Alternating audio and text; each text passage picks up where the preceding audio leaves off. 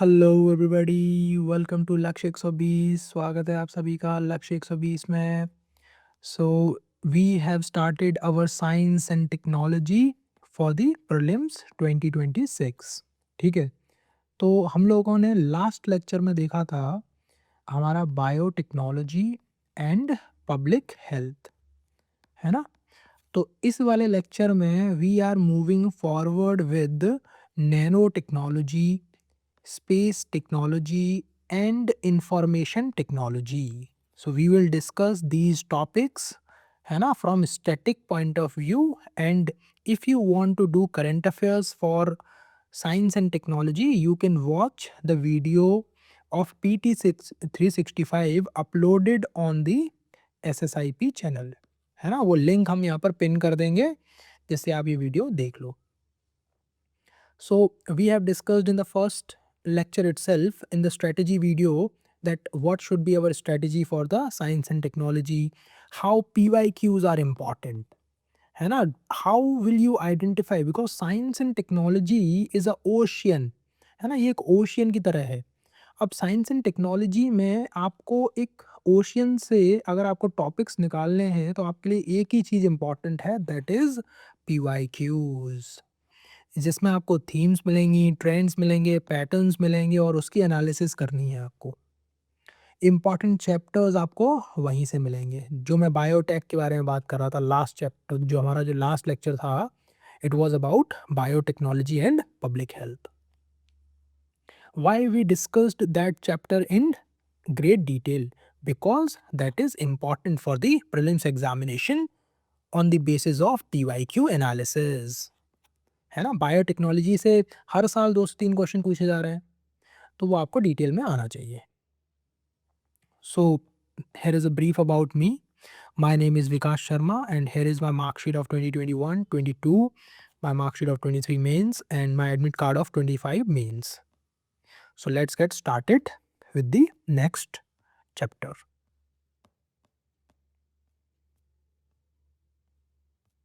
One second.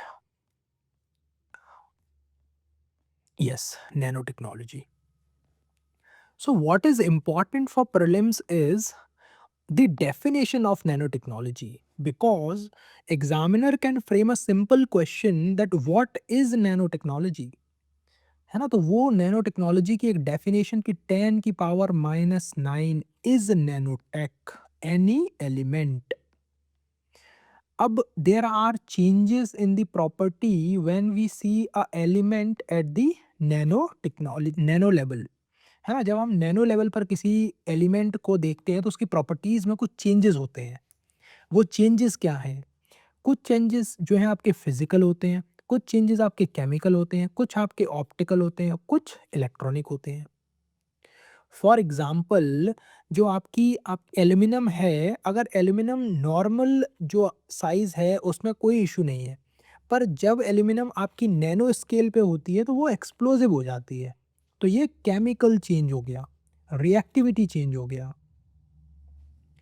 Optical level पे gold generally yellow दिखता है नॉर्मली, बट नैनो स्केल पर वो रेड, पिंक और ब्लैक दिखता है। जिंक ऑक्साइड, ये 2021 के 2022 के पीटी में पूछा हुआ क्वेश्चन है।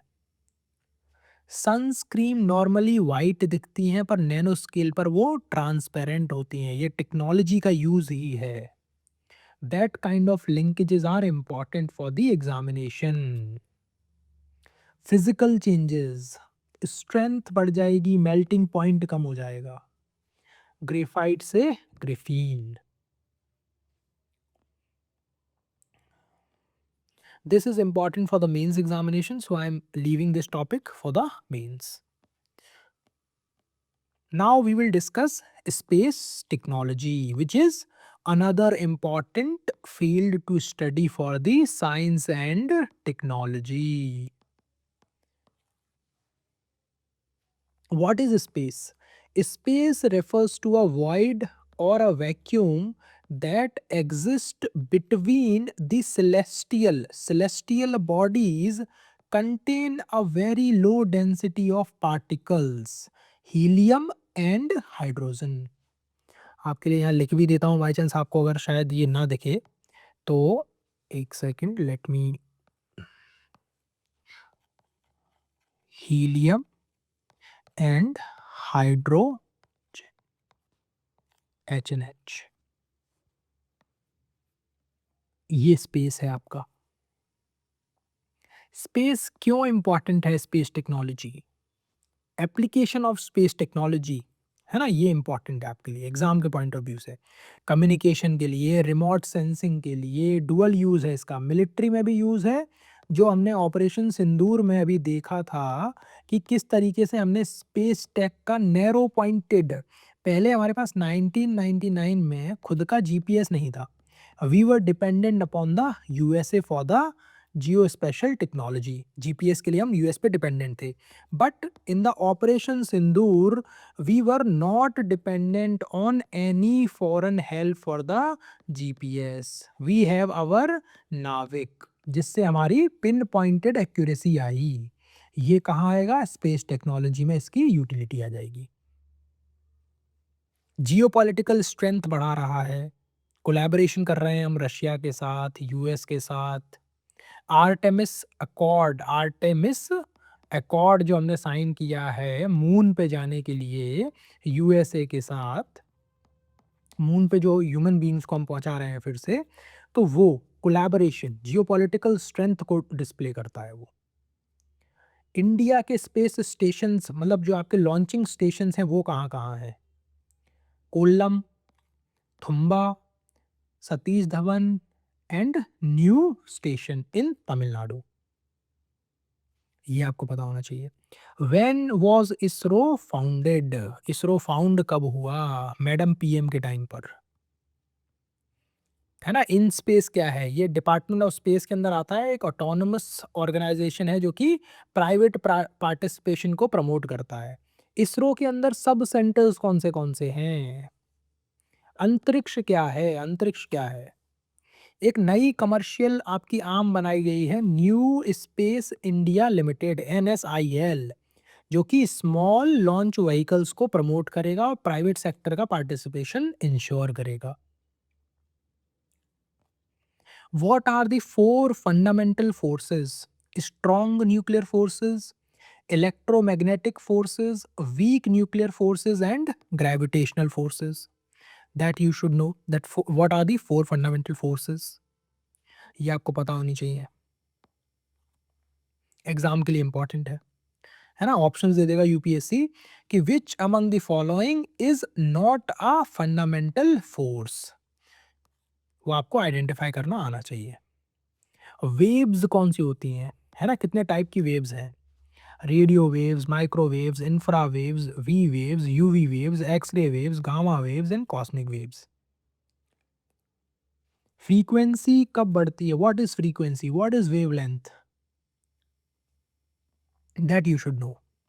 And there are different orbits around the earth. सबसे पहले आपकी आती है लो अर्थ ऑर्बिट। लो अर्थ ऑर्बिट क्या है आपकी? जो 1000 किलोमीटर्स के अंदर हो, 90 मिनट में पूरे अर्थ का चक्कर लगा ले और 18 राउंड एक दिन में लगा ले। 18 राउंड लगा ले अर्थ के एक दिन में। इसके एडवांटेजेस क्या हैं? राउंड ट्रिप्स ईजी हो जाती है, बहुत सारी राउंड ट्रिप लगा सकते हैं और ईजी है इसको मॉनिटर करना। क्या है नेगेटिव्स? क्या है कि सैटेलाइट्स बहुत चाहिए, स्वाथ लिमिटेड है। स्वाथ मतलब होता है कवरेज, एक एरिया कितना कवर कर पा रहे हैं। स्वाथ मतलब कवरेज, कवरेज एरिया कितना है। आपने सुना होगा ना टावर का कवरेज एरिया, तो वो टावर का कवरेज एरिया जिस तरीके से होता है उसी तरीके से सैटेलाइट का भी कवरेज एरिया होता है, उसको स्वाथ बोलते हैं। फिर आपकी आती है मिडिल, जो है मिडिल वाली आपकी ऑर्बिट, मिडिल अर्थ ऑर्बिट, जो कि आपकी नेविगेशनल सैटेलाइट्स के लिए यूज होती है, जीपीएस वगैरह, नाविक जो है आपका, जिसका 1500 से 35,000 किलोमीटर तक का जो है जो आपकी सैटेलाइट है उसको प्लेस किया जाता है। इसकी कोई स्पेसिफिक पाथ नहीं होती है, ये कहीं भी ऐसे ऐसे घूमती रहती है। फिर आपकी आती है जियो, लास्ट, जो कि जिसकी पाथ भी फिक्स्ड रहती है, ये कम्युनिकेशन सैटेलाइट्स के लिए यूज होता है और इसका 36,000 किलोमीटर के आसपास इसका डिस्टेंस रहता है। It is generally parallel to equator, equator के जनरली पैरेलल में छोड़ी जाती है। इक्वेटर यहाँ है तो या तो ये यहाँ छोड़ी जाएगी या यहाँ छोड़ी जाएगी, इक्वेटर के पैरेलल पे ही छोड़ी जाएगी। ठीक है, तो ये सारी चीज़ें आपको पता होनी चाहिए। सन सिंक्रोनस ऑर्बिट कौन सी होती है? सन के साथ, मतलब जब उजाला हुआ तब भी ये वहीं रहेगी सैटेलाइट, और जब अंधेरा हुआ तब भी ये वहाँ रहेगी। सन के साथ सिंक में चलती है, नॉर्थ से साउथ जाती है, ये इस तरीके से घूमती है। जनरली सैटेलाइट्स कैसे घूमती हैं? इस तरीके से, अर्थ का चक्कर ऐसे लगाती हैं सैटेलाइट्स, वेस्ट टू ईस्ट। पर जो सन सिंक्रोनस सैटेलाइट्स हैं वो कैसे घूमती हैं? नॉर्थ से साउथ, है ना, क्योंकि वो सेम स्पॉट को सेम टाइम जो है देख पाए। अगर कहीं आग लगी है, फॉर एग्जांपल कहीं फॉरेस्ट फायर हो रही है, तो मुझे अभी रात को मैंने देख लिया, अब मैं सुबह इसी टाइम पे फॉरेस्ट में देखूंगा कि सुबह क्या स्थिति है, कितनी आग और लगी है, कितनी आग बुझ गई है, फैली तो नहीं है आग। तो वो सेम स्पॉट पे देखना बहुत ज़रूरी है। अगर मैं आसपास उसके देखूंगा तो मुझे एक जनरल आइडिया नहीं लगेगा कि फॉरेस्ट फायर की क्या स्थिति है। सैटेलाइट्स क्या होती हैं? What are satellites? हम इतना सैटेलाइट सैटेलाइट कर रहे हैं, what are satellites? Satellites are any body that revolves around the earth in a orbit. Orbit मतलब गोल गोल चक्कर लगाना। Satellites can be natural like moon. Satellites can be artificial, जो कि हम डिस्कस कर रहे थे, जैसे कि आपकी एक तो हो गई आपकी कम्युनिकेशन सैटेलाइट्स हो गई, रिमोट सेंसिंग सैटेलाइट्स हो गई, इस तरीके से। क्या एडवांटेजेस हैं सैटेलाइट्स के? What are the advantages and what are the disadvantages? Global availability रहती है, कॉस्ट इफेक्टिव रहती है, सुपीरियर परफॉर्मेंस रहती है, सुपीरियर रिलायबिलिटी है, पर इनिशियल कॉस्ट बहुत हाई है, करोड़ों में कॉस्ट है। स्पेस डेब्रीज का इशू है, मेंटेनेंस इम्पॉसिबल है, एक बार खत्म हो गई तो खत्म, फिर आपको नई सैटेलाइट लॉन्च करनी पड़ेगी। कितने टाइप की सैटेलाइट्स होती हैं? Communication satellites, remote sensing satellites, experimental satellites, navigational satellites. Launching vehicles, अब सैटेलाइट्स को हमने ऑर्बिट देख ली कि ऑर्बिट क्या होती है, हमने सैटेलाइट्स देख ली सैटेलाइट्स क्या होती हैं। अब इसको सैटेलाइट को ऑर्बिट तक पहुंचाने के लिए एक व्हीकल चाहिए, उस व्हीकल को बोलते हैं launching vehicle, a rocket powered vehicle. इसमें क्या क्या रहता है? इसके फ्यूल्स कौन से रहते हैं? इसके प्रोपेलेंट मतलब फ्यूल क्या रहेगा? Fuel plus oxidiser. कितने टाइप के फ्यूल्स होते हैं? सॉलिड होता है, लिक्विड होता है और क्रायोजेनिक होता है। क्रायोजेनिक जो है वो लेटेस्ट है, लेटेस्ट आपका प्रोपेलेंट है, जिसमें liquid hydrogen plus liquid oxygen रहता है एट -232 डिग्री सेल्सियस। इसके लिए हमारे पास इंडिजीनियसली डेवलप्ड इंजन्स भी हैं, क्योंकि ये हमें कोई उस टाइम पे ट्रांसफ़र नहीं कर रहा था ये इंजन्स को, है ना? रशिया ने हमें देने की कोशिश की थी पर उस पे सैंक्शंस लगा दिए थे कि आप जो है डुअल यूज़ टेक्नोलॉजी को ट्रांसफ़र नहीं करेंगे, क्रायोजेनिक टेक्नोलॉजी को ट्रांसफ़र नहीं करेंगे। इसका एवरेज अच्छा है, पॉल्यूशन कम करती है और इसकी कैरिंग कैपेसिटी भी ज़्यादा है। ठीक है? सॉलिड जो आपका फ्यूल है, वो आपका पॉल्यूशन भी करता है बहुत ज़्यादा, और आपका वेट भी बहुत ज़्यादा है, उसका माइलेज भी कम है ना? पुअर कंट्रोल है। ये सारी चीज़ें आपको पता होनी चाहिए। और जो लिक्विड है, लिक्विड जो आपका फ्यूल है, उसके क्या-क्या डिसएडवांटेजेस हैं? टॉक्सिक होता है, कोरोसिव होता है, लीकेज हो जाएगी तो एक्सप्लोड हो जाएगा। लिक्विड के लिए इंजन कौन-सा है? विकास इंजन, जो कि फ्रांस और इसरो ने मिलके बनाया है। That is also important for your exam. एक केवलर करके आपका एलॉय है जो कि स्ट्रॉन्ग होता है, जो कि आपकी स्पेस में, जब आप स्पेस में हाई ग्रेविटी में कोई आपकी लॉन्चिंग व्हीकल ट्रैवल करती है, तो उसको स्ट्रॉन्ग मटेरियल की ज़रूरत पड़ती है। लॉन्चिंग व्हीकल्स कौन से टाइप की हैं?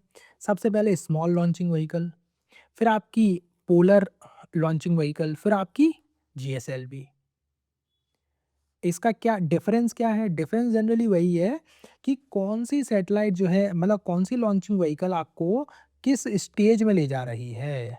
लियो में ले जा रही है, मियो में ले जा रही है या फिर जियो में ले जा रही है। ये आपको पता होना चाहिए। फिर आपके कुछ इंजन्स हैं, टर्बोजेट इंजन्स। रैमजेट इंजन क्या होता है? जो राफेल का जो इंजन है वो रैमजेट इंजन है। F-35 का जो इंजन है वो रैमजेट इंजन है ना? ये विदाउट एयर कंप्रेसर के काम करता है। जैसे यहाँ पे आपको एयर कंप्रेसर दिख रहा है ना, ये पंखुड़ी दिख रही है आपको, इसके बिना काम करता है। ये स्ट्रक्चरल ऑब्जेक्शन पे काम करता है ना? स्ट्रक्चरल ऑब्स्ट्रक्शन पे काम करता है। ये स्ट्रक्चर यहाँ पे बनाया गया है और हवा तेज चलेगी तो इसके बेसिस पे इस पे जो है प्रोपल्शन होगा। फॉरवर्ड मूवमेंट बेस्ड है ये टर्बोजेट इंजन्स। ठीक है, इसको रैमजेट इंजन बोलते हैं। और स्पीड क्या रहेगी इसकी? 2 से 5 मैक की स्पीड, जिसको सुपरसोनिक स्पीड कहते हैं, सॉरी। फिर आपके आते हैं स्क्रैमजेट इंजन्स। स्क्रैमजेट इंजन्स भी सेम है, बस इसमें स्पीड का डिफरेंस रहेगा। ये हाइपरसोनिक रहते हैं। हाइपरसोनिक मतलब, सोनिक मतलब होता है कि साउंड की स्पीड से तेज जाना। साउंड की स्पीड से तेज जाएंगे और वो भी कितनी? 6 गुना, 6 मैक। साउंड की स्पीड के 6 गुना तेज चल रहा हूं मैं, तो हो गया मैं हाइपरसोनिक। अब रोबोटिक्स देख लेते हैं एक बार। रोबोटिक्स क्या है? रोबोटिक्स में एआई इंपॉर्टेंट है। What is AI? An emulation of human intelligence and perform cognitive task. दिमाग वाले टास्क परफॉर्म कर सके, खुद से सीखे, थिंकिंग करे, रीजन करे, फाइंड करे मीनिंग को, और पास्ट से सीखे, उसको बोलते हैं AI, artificially intelligent. What is machine learning? Chat GPT आपका मशीन लर्निंग का एग्जांपल है। Implementation of computer software that can learn autonomously. ये आपकी एक्यूरेसी को बढ़ाता है प्रेडिक्शन में। ये आपके डिसीजंस को क्विकली लेने में, जल्दी से जल्दी लेने में हेल्प करता है। ये डीप लर्निंग क्या होता है भाई? डीप लर्निंग बताओ मुझे। ये एक एडवांस्ड वर्जन है आर्टिफिशियल इंटेलिजेंस का। मल्टीपल सॉफ्टवेयर्स इंटरलिंक होते हैं इसमें for processing and decision making. Concerns क्या है एआई से लेकर? वेपन्स का यूज हो सकता है, वेपन्स में एआई का यूज हो सकता है। मोनोपोली हो सकती है, कोई रेगुलेशन अभी इतना दिखता नहीं है हम लोगों को। सिंगुलैरिटी का इशू है कि ह्यूमन इंटेलिजेंस को पास कर देगा, सरपास कर देगा। बायसनेस हो सकती है एल्गोरिदम में। प्राइवेसी, डेमोक्रेसी, सर्विलेंस स्टेट को ये जो है प्रमोट कर सकता है। अनएम्प्लॉयमेंट, मास अनएम्प्लॉयमेंट को प्रमोट कर सकता है। एप्लीकेशन क्या है? ऑटोमोबाइल इंडस्ट्री में, फोर्थ इंडस्ट्रियल रेवोल्यूशन, असेंबली में, स्प्रेइंग में, वेल्डिंग में, इलेक्ट्रॉनिक्स में, पैकेजिंग एंड ट्रांसपोर्टेशन में, हेल्थ केयर में क्या इम्प्लीकेशन इसका वो है एप्लीकेशन, वो आपको पता हो, है ना? ये मीन्स के लिए इंपॉर्टेंट है। मीन्स पॉइंट ऑफ व्यू से आपको एप्लीकेशंस पता हो। नैनो रोबोस क्या होते हैं, है ना? अब नैनो टेक्नोलॉजी में अपन रोबोटिक्स को ऐड कर दें तो आपके बन गए नैनो रोबोस। डिजास्टर मैनेजमेंट में रोबोट्स किस टाइप से हेल्प करते हैं आपके? Rescue and rehabilitation, Atlas robo, है ना? तो ये आपको पता होना चाहिए। Information and technology, next important chapter for our science and technology. Information and technology is the use of computers and telecommunication for the processing and distribution of information, text, audio, video in digital form। Definitions आपको पता होनी चाहिए, है ना? Generally आपको definitions नहीं पढ़ाता है कोई भी। Definitions are important for science and technology because after understanding the definition you will better understand the concept. इसमें साफ साफ पता चल रहा है ना आपको कि प्रोसेसिंग करते हैं, डिस्ट्रीब्यूशन करते हैं किसका? इंफॉर्मेशन, टेक्स्ट, ऑडियो और वीडियो का, डिजिटल फॉर्म में। डेटा से एसोसिएटेड है सब कुछ। So what is a network? Network is a group of computer interconnected to share information। What is a server? Server is a dedicated computer provides the function to the network. What is internet? Network of networks. Millions of computers are connected to it. What is internet protocol? IP, आपने सुना होगा IP address क्या है? What is your IP address? तो internet protocol है उसका full form. Basic चीजें आपको पता होनी चाहिए। Internet protocol is a set of rules to send and receive messages. कुछ नियम और कानून हैं, आपको उसके अधिनियम ही आपको मैसेजेस रिसीव करने हैं और सेंड करने हैं। टीसीपी क्या है? Transmission control program, connection oriented protocol used along with IP to send data in message form, है ना? अब इसके पैकेट्स बनाए जाते हैं। अब जैसे आपने कोई मैसेज लिखा ABCD, आप इसको इस तरीके से लिख रहे हो, पर जो इंटरनेट है या जो डेटा है आपका, वो पैकेट्स के फॉर्म में जाएगा। ए और बी को एक साथ पैक कर दिया और डी और सी और डी को एक साथ कर दिया। What is WWW? World wide web. What is HTTP? और ये यहाँ पर एस जो लिखा है उसका क्या मतलब है? उसका मतलब होता है सिक्योर। URL क्या है? What is internet protocol version 6? मतलब आईपी, जो आपने अभी आईपी देखा इंटरनेट प्रोटोकॉल, तो इसके कुछ वर्जन्स हैं। वर्जन 4 है, वर्जन 6 है। इसका मतलब क्या हुआ?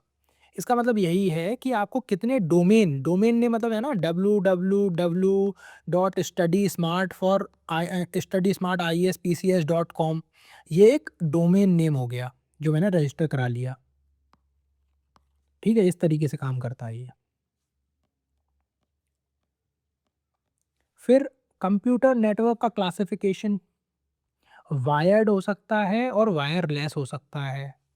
साइज़ के बेसिस पे भी डिफरेंसेस होते हैं। 2022 के पीटी में पूछा गया था ये। लैन होता है लोकल एरिया, मैन होता है मेट्रो एरिया और वैन होता है wide area. Accessibility of network क्या है? इंटरनेट क्या होता है? इंट्रानेट क्या होता है? ऑप्टिकल फाइबर्स क्या हैं? आजकल नई टेक्नोलॉजी आ गई है ऑप्टिकल फाइबर वाली, है ना? जो आपका टोटल इंटरनल रिफ्लेक्शन की टेक्नोलॉजी पे काम करता है। लाइट यहाँ से डालते हैं और इसको टोटल इंटरनल रिफ्लेक्शन होता है, जिससे आपका लॉस कम होता है ना? लाइट इसका सोर्स है जिसकी बैंडविड्थ जो है ना वो रेडियो वेव से 10,000 टाइम्स ज़्यादा है, इसलिए इसको यूज़ कर रहे हैं। स्पीड बढ़ जाती है, डेटा लॉस कम हो जाता है, एफिशिएंसी ऑफ डेटा ट्रांसमिशन बढ़ जाती है। मेडिकल एप्लीकेशन है इसकी अल्ट्रासाउंड वगैरह में, सबमरीन्स में यूज़ होता है, एयरप्लेन्स में यूज़ होता है। बैंडविड्थ क्या होती है? जो हम देख रहे हैं कि बैंडविड्थ भैया इसकी 10,000 टाइम्स ज़्यादा है, तो बैंडविड्थ का मतलब क्या हुआ? Information carrying capacity. आपने ये सब जो ना सुना होगा, पर आपको इसका मतलब नहीं पता होगा कि बैंडविड्थ है मेरा, जो आपका घर पे वाईफाई लगा होगा इतनी बैंडविड्थ है उसकी, तो उसकी इन्फॉर्मेशन कैरिंग कैपेसिटी। बैंडविड्थ मतलब इन्फॉर्मेशन कैरिंग कैपेसिटी। अब इसको मेज़र किस तरीके से करते हैं? आपने सुना होगा बिट्स। पहले जो बहुत पुराने बच्चे होंगे उन्होंने बिट्स में स्पीड ट्रांसफ़र देखी होगी, केबी पर सेकंड में देखी होगी, एमबी पर सेकंड में देखी होगी, पर आजकल तो बच्चे जीबीपीएस में ही देख रहे होंगे। पुराने बच्चों ने जो है केबीपीएस में देखी होगी स्पीड। 2.75 जी, 2 जी, 2.5 जी। ब्रॉडबैंड क्या होता है? It's a high speed high capacity transmission facility. Bluetooth, wifi, WiMAX और LiFi. LiFi is the newest technology, तो ये एक बार देख लेते हैं, बाकी सब तो पुराने ही हैं। लाईफाई का मतलब क्या है? Visible light communication. ये लाइन ऑफ साइट जो है रिक्वायर्ड है। फॉर एग्जांपल अगर आपने एक लट्टू लगा दिया, यहाँ पर एक बल्ब लगा दिया, है ना? तो ये जो है जहाँ तक इसकी रोशनी जाएगी वहीं तक डेटा जो है ट्रांसफ़र होगा। ऐसा नहीं कि यहाँ पे डेटा ट्रांसफ़र नहीं होगा, केवल यहीं यहीं होगा जहाँ इसकी रोशनी जा रही है। तो line of site is required, है ना? ये फास्ट है, चीप है ना? Light as a medium use होता है इसमें, नैनो सेकंड में ब्लिंक होता है, एलईडी का यूज़ करते हैं इसमें, है ना? सिलिकॉन फोटो डिटेक्टर इसमें यूज़ होते हैं। इसमें स्पीड किस टाइप की आती है? 2011 में इसका इन्वेंशन हुआ है। What is cloud computing? Cloud computing has been asked in 2022 by the UPSC in the prelims examination. Software as a service पूछा गया था, कौन सी होती हैं?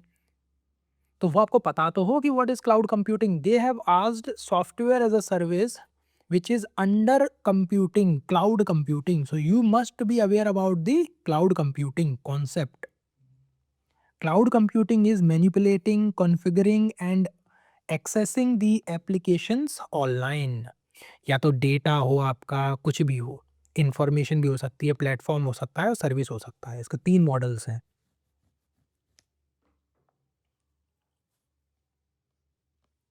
फिर आपकी साइबर स्पेस देख लेते हैं हम एक बार, है ना? What is cyber space? Complex interacting environment consisting of interactions between people, software and services, supported by worldwide distribution of information communication technology devices and networks. ये है आपका साइबर स्पेस। मालवेयर अटैक्स देख लेते हैं एक बार कि साइबर अटैक्स किस type के होते हैं। स्पैम क्या होता है? फिशिंग क्या होता है? वायरस क्या है? Virus is a program that makes your computer slow and destroys the files. Worm क्या होता है? Write once read many. It is a software which is self installing and it can copy itself. Zero click spyware होते हैं कुछ, जैसे Pegasus जो Israel का है, ये आपको पता होना चाहिए। अब मोबाइल टेक्नोलॉजी में 2 टेक्नोलॉजी हैं, जीएसएम है और सीडीएमए है। ठीक है, तो जो जीएसएम टेक्नोलॉजी थी वो पहले चलती थी, अभी चलती है CDMA. 1G, 2G, 3 2.5G, 2.75 as, 3G, 4G, अब आ गया है आपका 5G। 5G में स्पीड ज़्यादा है, लेटेंसी कम है, सिंपल। नेट न्यूट्रलिटी क्या है? ये तो पुराना कॉन्सेप्ट हो गया अब तो। E-waste, e-waste is important. E-waste toxic elements कौन से हैं इसमें से? मरकरी जो है कहाँ से निकलता है? लेड कहाँ से निकलता है? आर्सेनिक कहाँ से निकलता है? एलईडीज़ से। लेड कहाँ से निकलता है? बैटरी से। मरकरी कहाँ से निकलता है? बैटरीज से। क्रोमियम कहाँ से निकलता है? निकल और कैडमियम कहाँ से निकलता है? बैटरी और आपकी स्क्रीन से, है ना? बेरिलियम कहाँ से निकलता है? पावर सप्लाई बॉक्सेस से। बेरीमियम कहाँ से निकलता है? बेरियम कहाँ से निकलता है ना? सेलेनियम कहाँ से निकलता है? तो ये आपको पता हो, इसका आइडिया होना चाहिए। इंटेलेक्चुअल प्रॉपर्टी राइट्स आपको पता हो। कॉपीराइट क्या होता है? इंडस्ट्रियल प्रॉपर्टी क्या होती है?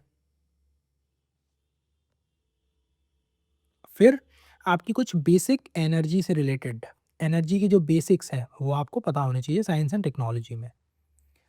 जैसे कि रिन्यूएबल एनर्जी आपकी जो होती है रिसोर्सेज में, वो क्या होती है? नॉन रिन्यूएबल क्या होती है?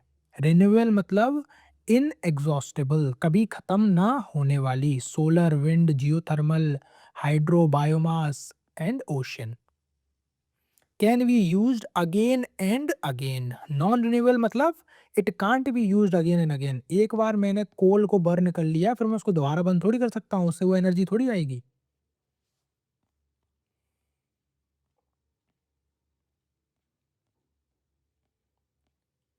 आपकी nuclear energy is very important for the prelims examination. Nuclear energy में 2 टाइप की टेक्नोलॉजी होती है, फ्यूजन और फिजन। फ्यूजन मतलब होता है 2 एलिमेंट्स का फ्यूज होना, मिलना। फिजन मतलब होता है टूटना, 2 एलिमेंट्स का टूटना। It gives less energy, it gives more energy. जो सन में होता है वो फ्यूजन होता है, फ्यूज होता है सन में, हाइड्रोजन और हीलियम का फ्यूजन होता है। इसमें कोई वेस्ट नहीं जनरेट होता, ये अनकंट्रोलेबल होता है। इसमें अभी एक्सपेरिमेंटल स्टेज पे काम चल रहा है फ्रांस में। ठीक है, अब जैसे स्टेजेस हैं न्यूक्लियर एनर्जी की, 3 स्टेजेस इंडिया में जो है हम लोगों ने अपने प्लान में रखी हुई हैं कि पहली stage, second stage, third stage. अब 3 स्टेजेस क्यों हैं? क्योंकि इंडिया में थोरियम मिलता है। थोरियम हमारे यहाँ पे अवेलेबल है अबंडेंटली, तो हम थोरियम का यूज़ कर पाएँ, इसलिए जो थोरियम सैंड है उसका हम यूज़ कर पाएँ। जो हमारे कोस्टल एरियाज़ हैं उसमें थोरियम सैंड अवेलेबल है, उसका यूज़ हो पाए। बस इतना ही था आपका बेसिक्स में। जो बेसिक आपकी साइंस एंड टेक्नोलॉजी थी, उसमें आपका इतना ही जो है पोर्शन कवर करना था मुझे साइंस एंड टेक्नोलॉजी में। बाकी अब जो आपका नेक्स्ट लेक्चर होने वाला है, वो काफ़ी मज़ेदार होने वाला है। अब वो मज़ेदार कैसे होगा? क्योंकि उसमें हम डिस्कस करेंगे क्वेश्चंस को, किस तरीके से आप जो है एडवांस लेवल की पीवाईक्यू एलिमिनेशन टेक्निक्स लगाओगे। नेक्स्ट लेक्चर में हम वही सब देखेंगे, है ना? सारी चीज़ें उसी में देखने वाले हैं हम लोग, कि किस तरीके से ऑल ऑफ द अबव किसमें सही होगा, ऑल ऑफ द अबव किसमें सही नहीं होगा। उस तरीके के क्वेश्चंस को हम डिस्कस करेंगे। फॉर एग्ज़ाम्पल जैसे आपका ये वाला क्वेश्चन है, इसमें एक बार देख लेते हैं, आपके साथ एक क्वेश्चन डिस्कस कर लेते हैं अभी, कि visible light communication technology which of the following are correct? तो विज़िबल, अब जैसे मुझे कुछ भी नहीं पता, मुझे इतना पता है कि विज़िबल दिख रहा है इसमें और लाइट दिख रहा है और कम्युनिकेशन टेक्नोलॉजी दिख रहा है। अब विज़िबल लाइट है तो यहाँ पे long range optical wireless communication तो नहीं हो सकता। अब इसमें लॉन्ग रेंज तो नहीं होगा। अगर कोई चीज़ विज़िबल लाइट कम्युनिकेशन है, तो वो लॉन्ग रेंज में कैसे हो सकती है? That is the odd one out. If we eliminate statement 2 then we arrive at our answer, है ना? हम अपने आंसर पे पहुँच जाएँगे। सॉरी, ये पता नहीं क्या हो गया इसमें।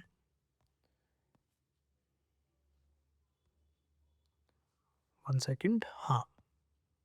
तो 2 को एलिमिनेट कर देंगे, तो हमारे आंसर पे हम लोग पहुँच जाएँगे 1, 3 एंड 4। इस तरीके की एलिमिनेशन टेक्निक्स हम आने वाले क्वेश्चंस में देखेंगे। 2025 के क्वेश्चंस डिस्कस करेंगे, है ना? 2025 के डिस्कस करेंगे, 24 के करेंगे, 23 के करेंगे। इस तरीके से हम पीछे जाएँगे। कुछ-कुछ क्वेश्चंस डिस्कस करेंगे जिससे आपको एक आइडिया लग जाए कि आपको एडवांस लेवल की एलिमिनेशन टेक्निक्स कैसे लगानी है। ठीक है? So thank you so much for watching this lecture. I hope you found this video informative and मिलते हैं कल के लेक्चर में। कल काफ़ी मज़ा आने वाला है, पीवाईक्यू का डिस्कशन होगा जिसमें एलिमिनेशन टेक्निक्स हम लोग अप्लाई करेंगे। So thank you so much for watching this lecture.